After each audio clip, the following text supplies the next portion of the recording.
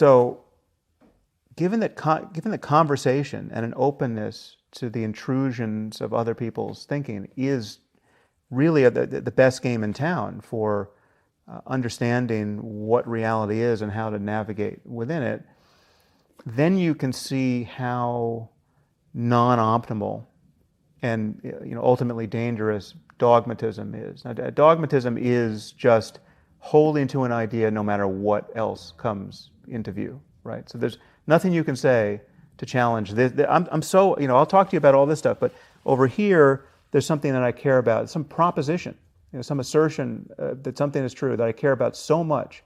I'm so emotionally attached to it that not only is it non-negotiable, if you continue to push over here, I'm going to get angrier and angrier, right? I'm going to threaten you with violence, right? That is the default state of organized religion, right? Historically, and let me say, certain religions now have kind of relaxed their intolerance to a degree where the violence isn't explicit, but that is not only is that the default of faith-based religion, they have a way of thinking about dogmatism. I mean, dogmatism is a good word in the context of religion. I mean, Christian dogma is not a derogatory term. They call it dogma for a reason, right? Certainly the Catholics do. So this notion that you can believe something strongly without evidence, or certainly without good evidence, or without evidence that can survive pressure from outside. So the idea that wanting evidence is a perversion of your circumstance, right? So like you really, if you buy this thing in the bag that I haven't shown you, that redounds to your credit, right?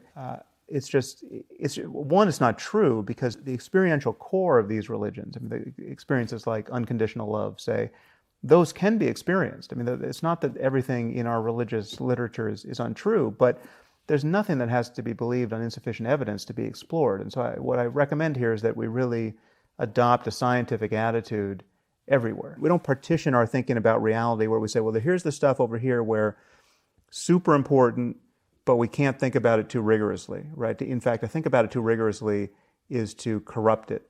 And then over here, we've got, science and technology and, engineers calculating whether a bridge is going to, withstand the weight of the traffic on it. And there we can think rigorously. So, don't tell me about rigor with respect to meaning and, what's worth living for and what's worth dying for, and, what is love and compassion and well-being. Like, that's all. That has to be just, we have to be hostage to a conversation that our ancestors were having 2,000 years ago.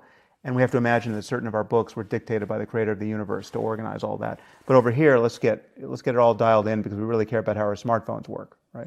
It makes no sense. It's trying to resolve that tension is something I've spent a lot of time on.